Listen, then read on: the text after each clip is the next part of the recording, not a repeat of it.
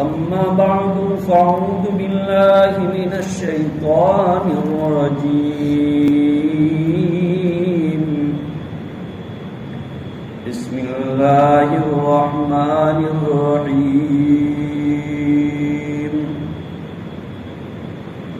وما أرسلناك إلا رحمة للعالمين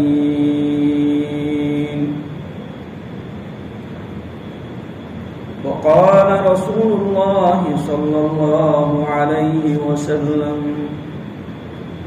كلكم راع وكلكم مسؤول عن رعيته أو كما قال عليه الصلاة والسلام صدق الله مولانا العظيم اللهم صل على مولانا محمد وبارك وسلم تسليما كثيرا كثيرا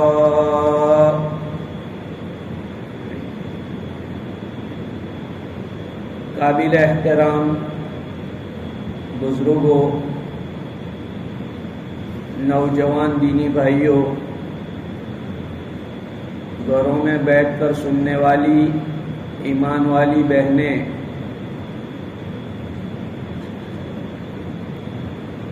چونکہ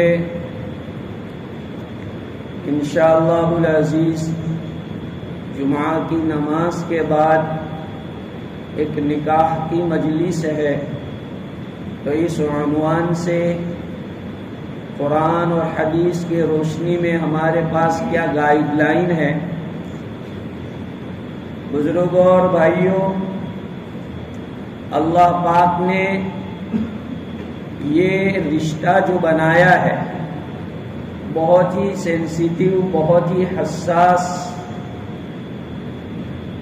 اور بہت ہی مضبوط۔ سب سے پہلا رشتہ بھی یہ ہے اور سب سے آخری رشتہ بھی یہ ہے۔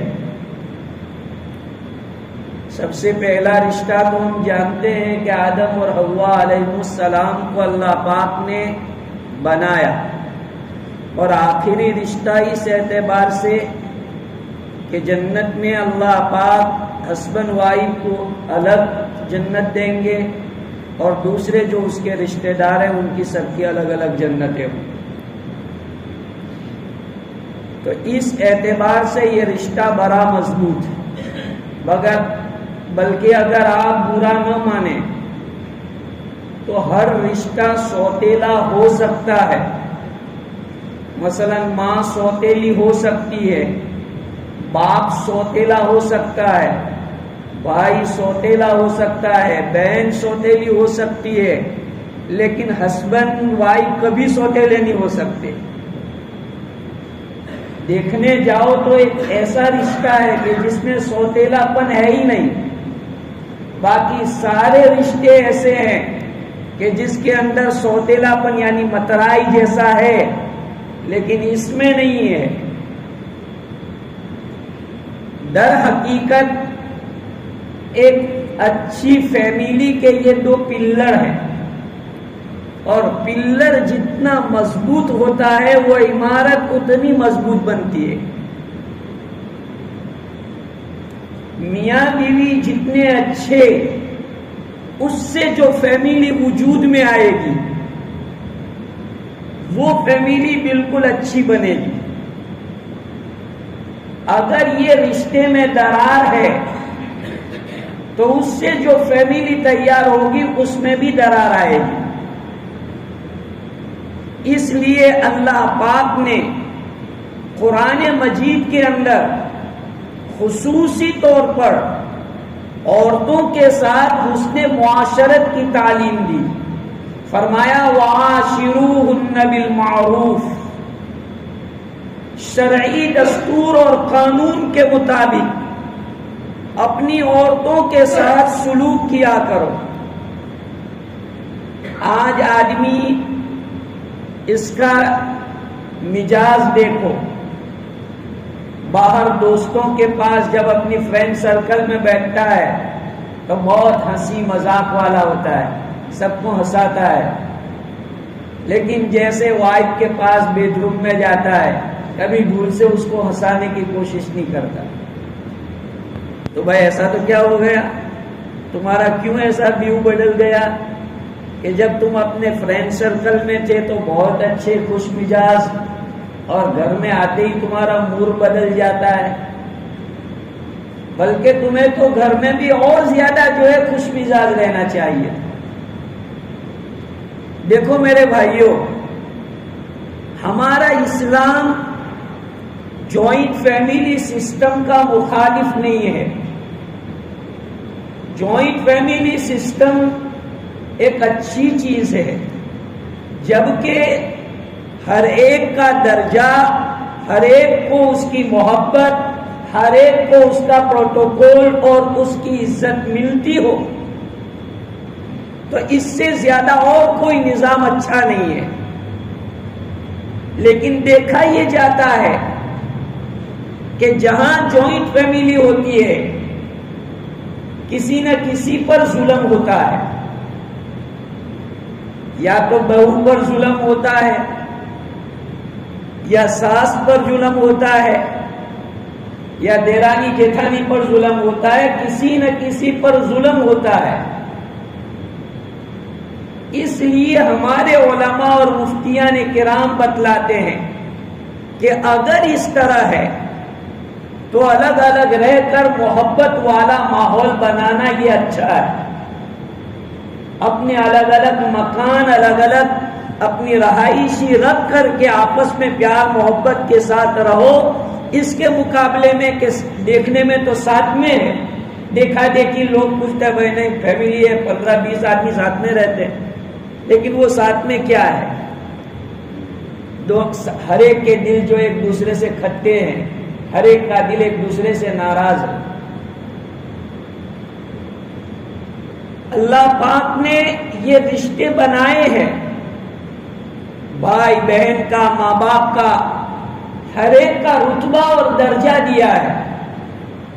ایک اچھے آدمی کا کام ہے کہ وہ بیلنس رکھتے ہوئے برابر کا رشتہ قائم رکھے۔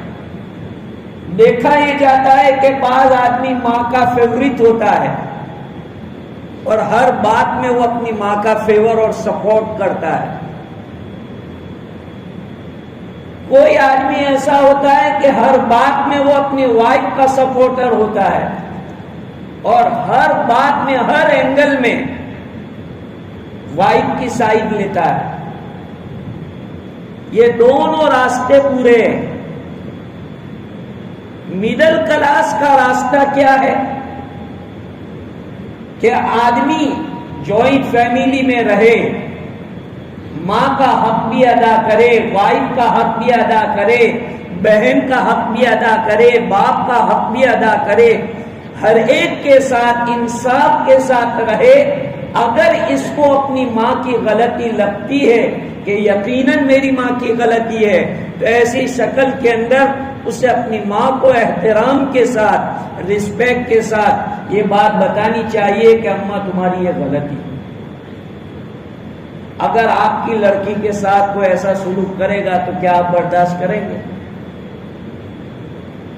آج ہمارے سماج میں جو فوٹ ہے اس کی وجہ کیا ہے؟ ساس جو ہے وہ یہ چاہتی ہے کہ اس کی لڑکی جہاں شادی کرائی گئی ہے دوسری جگہ، اس کو تو کوئی تکلیف نہ ہو، اور اس میں اس کے گھر میں آنے والی نئی دلہن جو دلہن بن کے آئی ہے، جس کو وہ اپنے لڑکے کے لیے شادی کرا کے لائی ہے، چاہے اس کے اوپر کتنی مصیبت آ رہی ہو، چاہے اس کو کتنی تکلیفیں برداشت کرنی پڑ رہی ہو، اس سے کوئی سروکار نہیں۔ اور وہاں اس کی لڑکی کو تھوڑا ہو جاتا ہے تو وہ آگ بگولی ہو کر کے جو ہے رشتہ توڑ دینے کے لیے تیار ہے۔ تو یہ دوگلی پالیسی کہاں سے آئی؟ وہ بھی کسی کی لڑکی ہے، جیسے تم اپنی لڑکی سے محبت کرتے ہو، ہر ایک اپنی لڑکی سے محبت کرتا ہے۔ اس لیے ہمیشہ انصاف اللہ کو بہت پسند ہے۔ بعض مرتبہ اس کے اندر جو رول ادا کرتا ہے وہ ساس رول ادا کرتی ہے، یعنی لڑکے کی ساس، یعنی لڑکی کی ماں۔ اگر لڑکی کی جو ماں ہے وہ تھوڑی بیک فٹ کے اوپر چلی جائے اور لڑکی کو اتنا زیادہ سپورٹ نہ کرے، بلکہ آج کل تو اب موبائل کا زمانہ آیا ہے تو دن میں 4 مرتبہ بات کرتی ہے، ہوں کھا دوں، ہوں بنائی ہوں، اور کچھ بات ہوتی نہیں تو کیا نکلتا ہے، پھر یہ میٹر نکلنا شروع ہو جاتے ہیں ادھر ادھر کی۔ ارے بھائی صحیح اچھی بات کرو یا غیبت والی باتوں سے بات چھوڑ دو، یہ ماحول بگڑتا ہے۔ لڑکی کی ماں کا کام ہے کہ وہ اپنی لڑکی کا مائنڈ بنائے، چھوٹی چھوٹی باتوں کے اندر اس کا فیور نہ کرے، اس کو سپورٹ نہ کرے۔ نہ گھر میں تھا تو بیٹھے نہیں چھوڑوں گھبراتی نو، یہ غلط ہے، یہ فیملی توڑنے والی باتیں۔ اس کو سمجھانا کہ نہ بیٹا یہ તારું જ ઘર થઈ ગયું، હવે એ તારું ઘર કહેવાય، હવે ત્યાંથી તારો જનાજો નીકળે એવી જ તારે નિયત કરવાની۔ یہ صحیح ماں باپ جو یہ تعلیم دے۔ بعض مرتبہ اللہ کا دیا ہوا ہوتا ہے، تارا بھائی بھوکم آئی، تارا بھائی تنا پالوی لے سے، ماں بھائی ہوں پالوے تو اللہ۔ یہ کیسے غلط بول ہے، اللہ ہمارا بوا پہ لوچے ہمیں پالوی لے سے تو کچھ شادی ان کا کرا کو، یہ سب غلط بول ہے جو فیملی توڑتے ہیں۔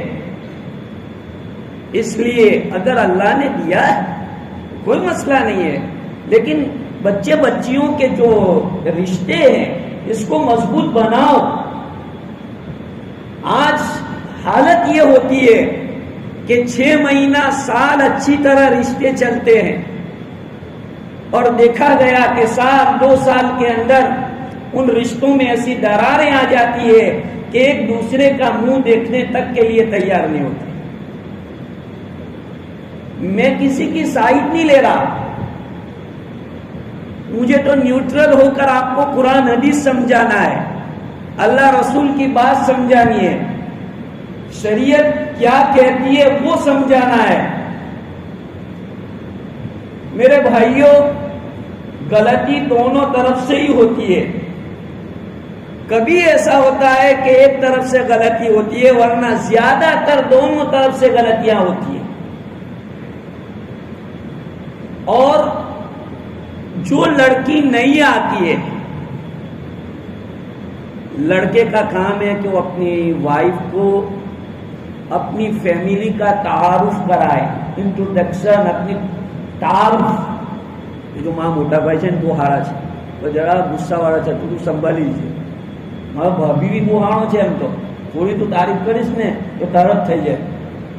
یہ تم اس کو سمجھاؤ، کیوں یہ نہیں آئی ہے، تمہاری فیملی میں کس کا مزاج کیسا ہے وہ بیچاری تھوڑی جان رہی ہے، تو اپنی اماں کا مزاج اس کو بتاؤ، بہن کا مزاج بتاؤ، بڑی بھابھی ہے تو بھابھی کا مزاج اس کو بتاؤ۔ تو اب آپ نے اس کے سامنے ساری بات رکھی تو اب لک آفٹر کرے گی وہ، اور وہ جو ہے فیملی کو لے کے چلے گی۔ وہ کوئی عالم الغیب تو ہے نہیں کہ وہ سارے رشتوں اور سارے دماغوں کو وہ ایک رات میں پہچان لے گی، ایک ہفتے میں وہ پہچان لے گی کہ بھائی اس کا مزاج کیسا ہے اور اس کو کیا اچھا لگتا ہے۔ لڑکے کا کام ہے کہ جب شادی کر کے لائے، حضرت امام شافعی رحمت اللہ علیہ ایک مرتبہ کہنے لگے کہ 40 سال ہو گئے میری شادی کے، لیکن ہمارے درمیان میں کبھی جھگڑا نہیں ہوا۔ تو کسی نے پوچھا کہ حضرت آپ نے کون سا فارمولا اپنایا ہے، وہ فارمولا ذرا ہم کو بھی دو تو ہم بھی اپناتے ہیں۔ تو حضرت نے فرمایا کہ جب میری شادی ہوئی اور میری عورت، میری وائف جب میرے گھر آئی تو سب سے پہلے اس نے مجھے یہ کہا کہ حضرت آپ تو بڑی فیملی سے تعلق رکھتے ہیں اور آپ نے مجھ جیسی کنیز اور باندی سے شادی کی ہے، آپ کا برق پن ہے، ذرا مجھے آپ کے گھر کے جو افراد ہیں ان کی ہیبٹ بتا دو، اور مجھے آپ کی ہیبٹ بتا دو کہ آپ کو کس چیز پر غصہ آتا ہے، کس چیز سے آپ زیادہ ناراض ہوتے ہیں وہ مجھے بتاؤ۔ امام شافعی نے بتا دیا کہ یہ چیز پہ مجھے بہت غصہ آتا ہے۔ امام شافعی فرماتے ہیں کہ وہ پہلی رات اور آج کا دن جب سے میں نے اس اللہ کی بندی کو سمجھایا تھا کہ یہ بات پر مجھے غصہ آتا ہے، کبھی بھی وہ بات کرتی نہیں ہے۔ یہ ہے ایک اچھی عورت کی صفت کہ اسے جب معلوم ہو کہ میرے مرد کو اس کے اوپر غصہ آتا ہے تو ان چیزوں کو ایوائڈ کرنا چاہیے۔ بار بار وہ چیز لا کے رکھے گی اور بار بار وہ چیز زبان پہ لائے گی جس سے مرد کو چیڑے، تو کہتے ہیں کہ بھائی دل تو جو ایک مرتبہ ٹوٹ جاتا ہے تو ٹوٹ جاتا ہے۔ اس لیے ہمیشہ ایک دوسرے کی ہیبٹ کو پہلی رات میں جاننا چاہیے، ایک دوسرے کی پسند ناپسند کو پہلی رات میں سمجھنا چاہیے کہ اس سے غصہ آتا ہے، اس سے نہیں آتا، اس سے خوشی ہوتی ہے، اس سے ناراضگی ہوتی ہے، تو اس سے آپ کی فیملی بنے گی۔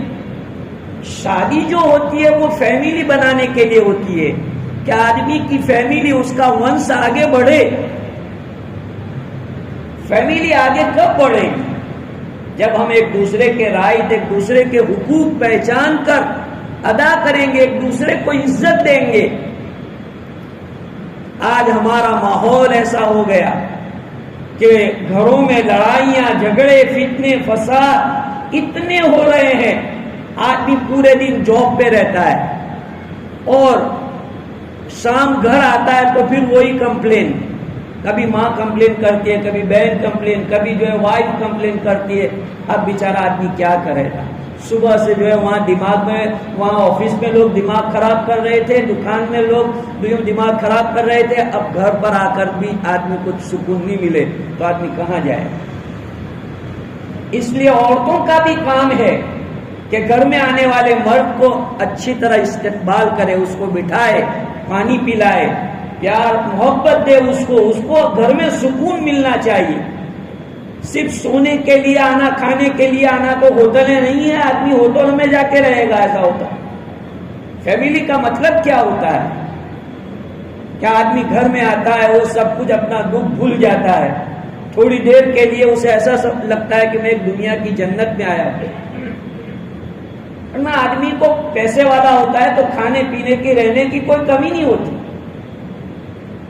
آدمی اصل جو بھوکا ہوتا ہے وہ محبت کا بھوکا ہوتا ہے۔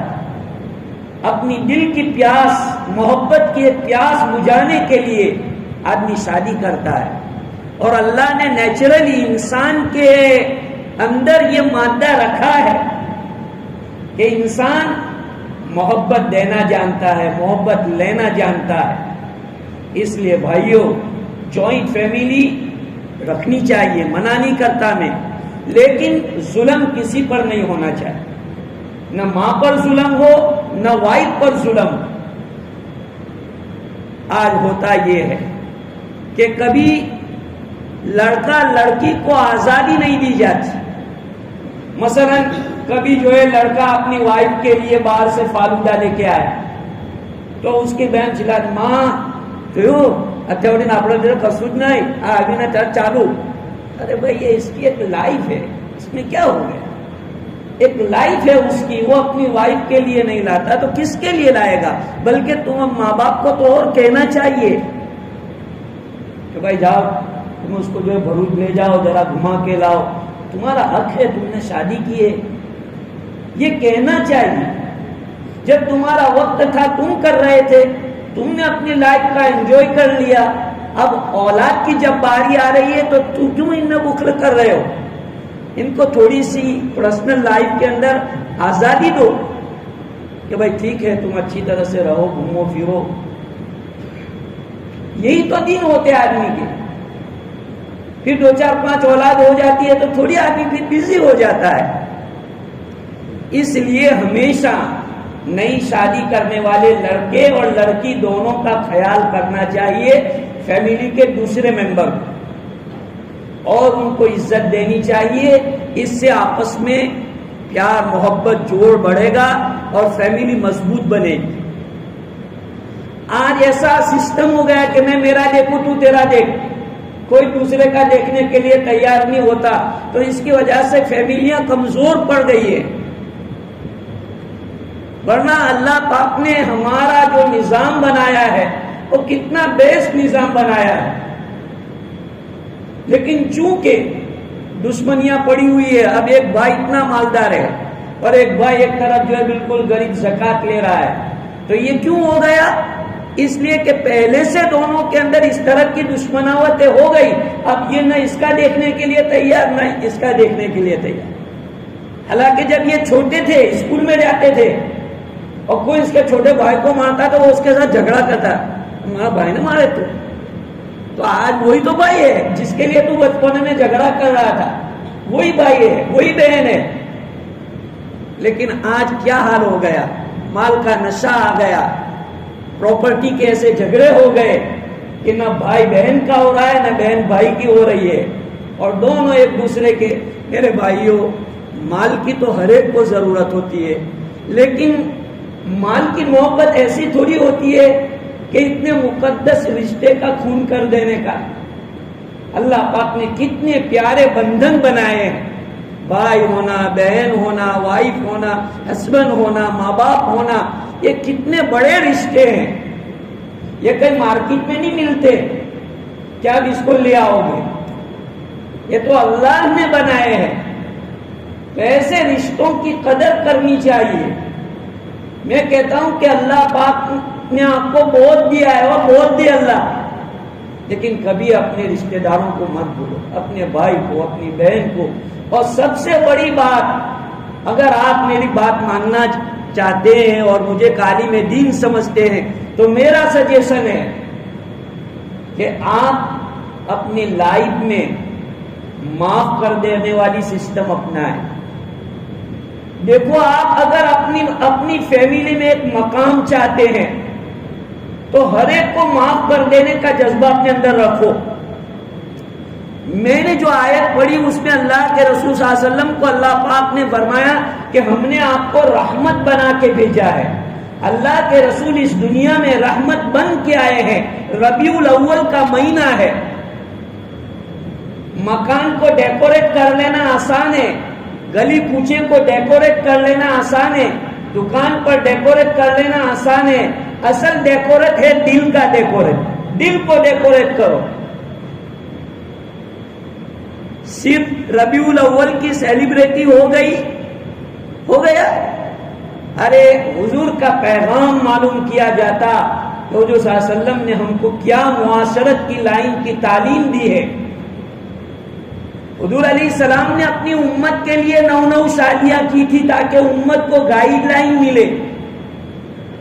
تو کبھی ہم حضور کا جو لائف چیپٹر ہے میرج لائف وہ دیکھنا چاہیے کہ آپ علیہ السلام اپنے گھر کے اندر کس طرح سے جو ہے پوری فیملی کو لے کے چلتے تھے. آج ہم کیا حضور علیہ السلام کا فالو کر رہے ہیں؟ کبھی ہماری وائف بیمار ہو تو ہم خود گھر کا کام کر لیں، اس میں کیا ہے؟ حضور صلی اللہ علیہ وسلم کچن کا کام کرتے تھے. آج آدمی سمجھتا ہے کہ بھائی میں مرد ہو کے پانی بھروں، اس میں کیا ہو گیا؟ بھائی وائف کی طبیعت خراب ہے تو کہ بھائی آج تو آرام کرنا کہ اس کو فکر نہ وہ بڑوس کی کھا لیا اس کو فکر نہ.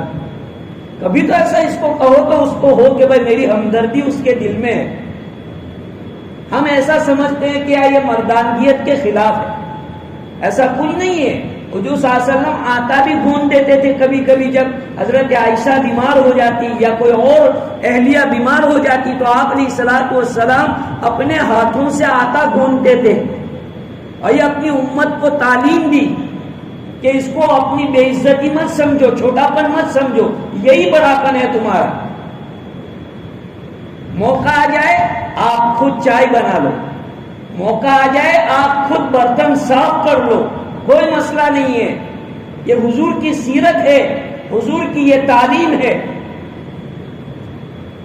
آج ہم ویسٹرن کلچر کو اپناتے ہیں، وہاں جاتے ہیں دیکھتے ہیں کھا کر کے وہ خود اپنا برتن صاف کرتے ہیں تو کہتے ہیں سیلف سروس ہے. بیٹا وہ ہر اخلاق والا ہے، بوٹے کھائیں گے بوٹے وہاں دو ہے. تو وہ تو حضور تو پہلے سے بتلا رہے تھے. حضور صلی اللہ علیہ وسلم نے تو 1400 سال پہلے کیا تھا کہ اپنا کام خود کرو. تو جب دوسرے کا کلچر ہم دیکھتے ہیں تو ہمیں اچھا لگتا ہے، اور وہی کلچر حضور صلی اللہ علیہ وسلم نے 1400 سال پہلے ہم کو دیا تھا، وہ ہم کو اچھا نہیں لگتا۔